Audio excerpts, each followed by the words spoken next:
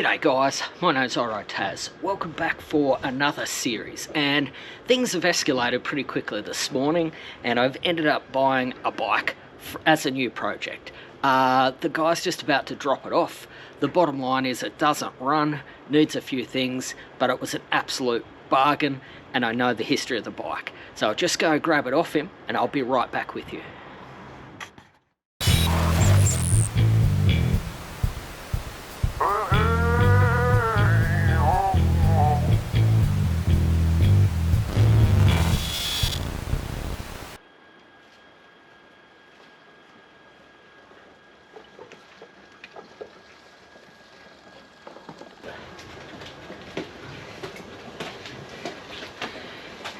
Guys, this is it, a 1989 Suzuki GS500E Slingshot. It's a 90s two-pot screamer that's air-cooled. It's about 45 horsepower, not the prettiest bike, doesn't run, but it's certainly going to be a cool project and something completely different for the channel. So guys, after a whirlwind morning, this is my 1989 GSE, E being the naked model, Slingshot. It's about 45 horsepower. It's in incredible condition as such. It doesn't look like much at the moment, but it's got new sprockets, new chain, new brake rotors, new pads. It doesn't run. Like, it turns over, it doesn't run. I did get it running at the guy's place. It was listed, he dropped the price. I saw it advertised for quite a few weeks ago at about 2,000 or 2,200 or something. And the most he would take, or the less he would take, would be 1,500. Just wasn't worth that. And then this morning, I saw that he had listed it as a non-runner and wanted $1,000 for it. So I went over and checked it out, and he said that other people had been and it wouldn't start for him. He went off to do some stuff for his business, and within about 10 or 15 minutes I got it running and I was stuck. So it didn't take much. Whilst I haven't checked it fully, I got it to run up and down his farm driveway, roughly go through the gears. It runs a bit rough, it's not ideal, but it's certainly not dead by any stretch. The bike itself doesn't look like much at the moment. It's been painted with a brush, yeah, but it's got a fair bit of potential, and for me, I've actually always wanted one of these. I have wanted to test ride one because it sits in the sweet spot for me of about sort of 45 horsepower. And it's a small light bike. I just find that a very, very enjoyable range to ride. So this is going to be the next project, guys. 1989 GS500E Slingshot. First up, let's get some better petrol in it.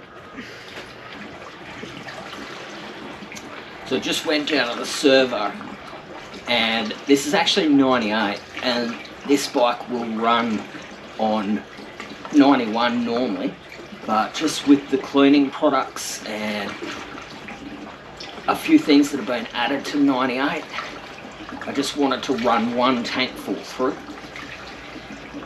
to help clean the carb, help clean the system.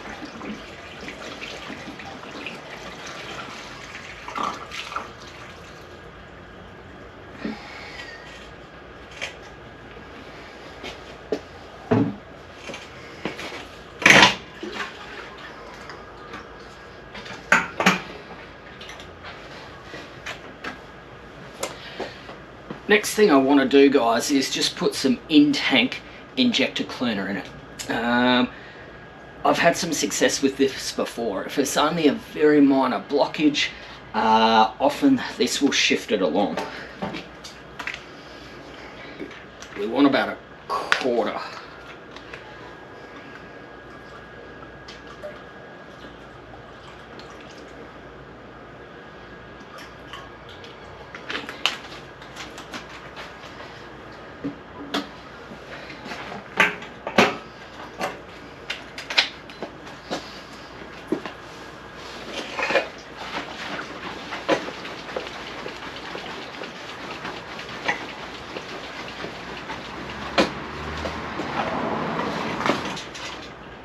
So the previous owner has put an inline fuel filter on this, and it's clean. I've checked that. Choke.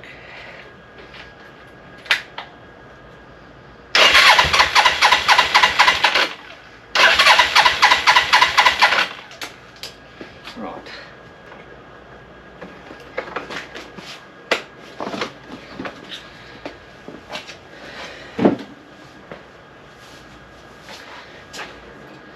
Just gonna quickly put some carby throttle cleaner through the airbox.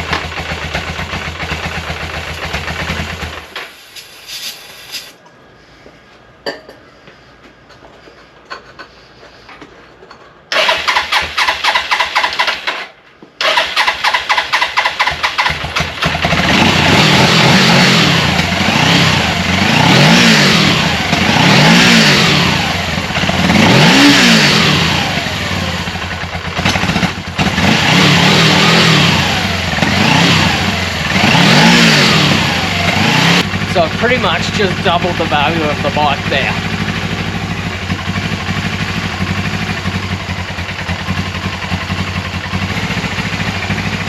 So all I'm doing, guys, is just turning up the idle. So it sits on about 2,000 with the choke on.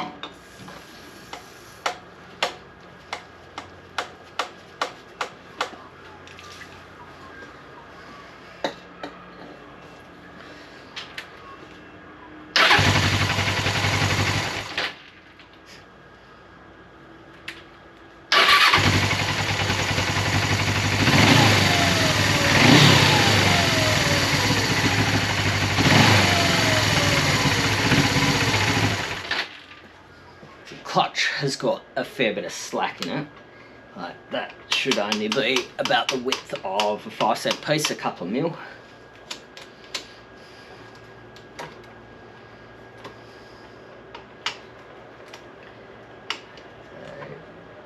Yeah, just wind it out. Yeah, perfect. So yeah, you can feel it engaging a lot better there. So you only want a couple of mil free play here before the actual clutch engages.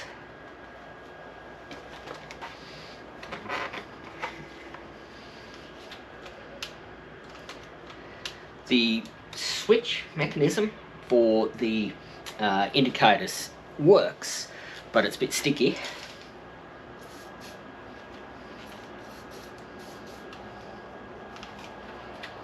The horn works. Yeah, it works. Just let that soak in a bit. Yep, lights turn on and off.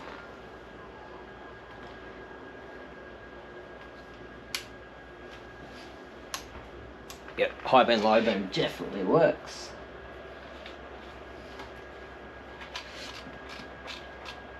Trip reset works.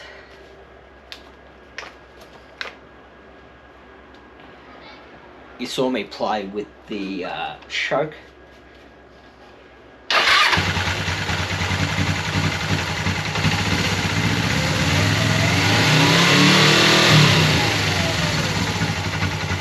Yeah, got the choke working pretty easily.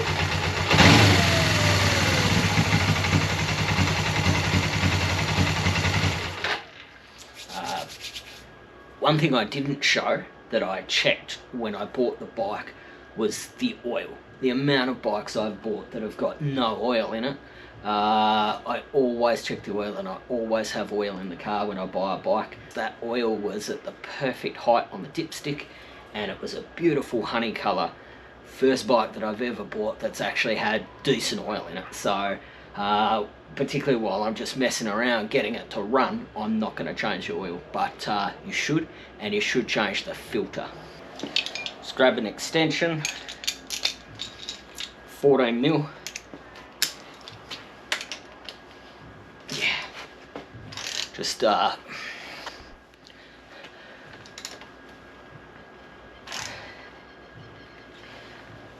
triple tree clamp was just loose.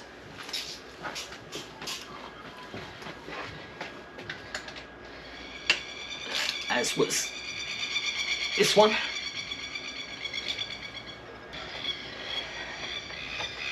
Just gonna grab a 19. Yeah.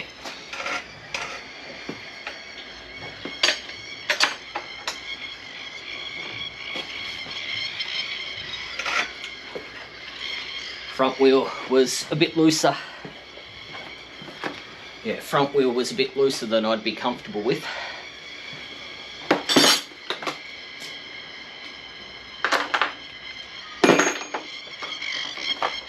And if it's 19 front, it's probably 22 rear.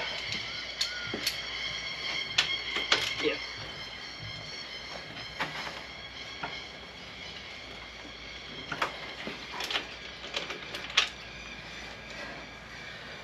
The rear was pretty tight, and pretty easily explained by the fact that the guy had replaced the sprockets. He'd done it up himself.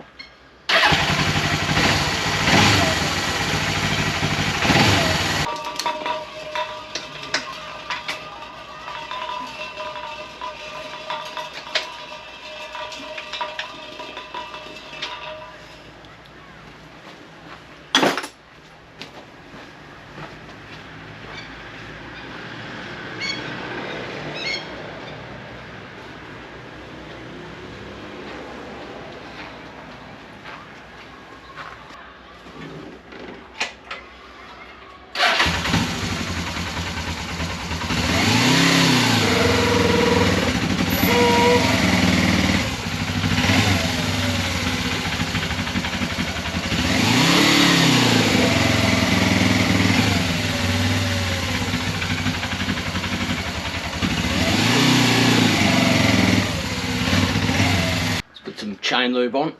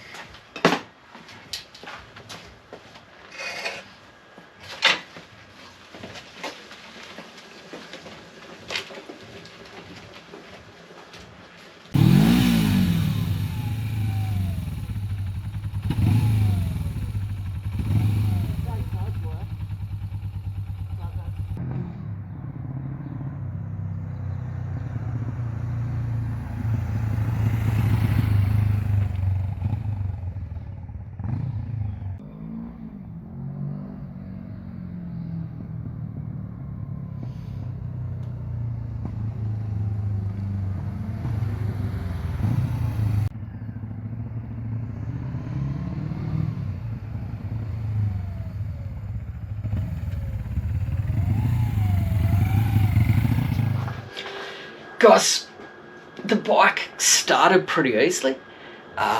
We did a few things to sort of get it running, but it did highlight a few issues, particularly when I was riding up and down the road. It wants to intermittently run on one cylinder, and so you can sort of feel that above about 4,500 RPM, it loses power. It doesn't sort of keep building power. At idle, there's a bit of a misfire, and I just have a niggling suspicion that these two are connected. So I want to put some new plugs in it, and I hope that that's gonna sort of allow it to run on 2 cylinders. My gut feeling is that it's either got the wrong plugs in it, they're not gapped correctly, or they're gummed up from sort of sitting and running rich and only been idled rather than ridden, and I'm hoping that that's going to fix it. The other thing I want to fix, you can hear that it's sort of choking for air. When you take the seat off, you can see that the air filter is just full of crap. So I want to buy a air filter and install that. And the rear tyre leaks air. It'll fill, but it leaks out pretty quickly through the perish valve. And the tyre itself is at about 50%, and bottom line is that I'm just going to ditch it. I could get a valve put in it for a lot cheaper, but the tyre itself is about 175 bucks fitted. I think long term it's worth just putting the new tyre on. The other thing that I've found is that the kickstand absolutely sucks. I'm not sure if it's even from this bike. It's way too long. The bike sits almost vertical, and you only have to look at it wrong and it falls over like a snowflake. Yeah, bottom line is that that really needs to be fixed. If this bike is going to be able to be sort of stood up in the driveway and worked on and things, I really need to fix that kickstand first. So this will be sorted in the next video, and then we'll take it for a ride in the third video and do a review of it. So guys, what do I plan on doing with this bike? The ultimate goal is to create a murdered out, so sort of basically all black modern cafe racer. I don't plan on creating a street fighter, so I'm not going to change the rake of the subframe or shorten it. I'm not going to do a GSXR subframe swap. It's going to stay in the realm of cafe racer with a hoop tail, seat hoop on the subframe, a hump seat, but I will keep the tri-spoke wheels. I plan on messing with the subframe, but I don't plan on messing with the sort of horseshoe shaped cradle frame around the motor. Yeah, change the cluster, change the bars, paint. Yeah, it'll look completely different, but it will be more in a cafe racer aesthetic than a street fighter aesthetic. It's going to be a cool project. I'm going to call it Modern Cafe Racer. So all the videos are going to be labelled MCR, and it's a step outside of what I'm used to. Some of you guys criticised my channel for always being patina and always being Yamaha bobbers. That's my bread and butter. That's ultimately the bikes I love. But I do want to push myself and I want to keep you guys interested. So I'm hoping that the GS500E is something completely different to what you've seen on this channel before, and I hope you join me, guys. Till I see you next time, my name's iRideTaz. If you'd like to support the channel and support the build, go to buymeacoffee.com/iRideTaz. You can go PayPal me/iRideTaz. You can join the YouTube channel down below. Click the link join. Make sure you subscribe. Make sure you comment. Yeah, guys, till I see you next time, where we start getting this bike going, I'm out.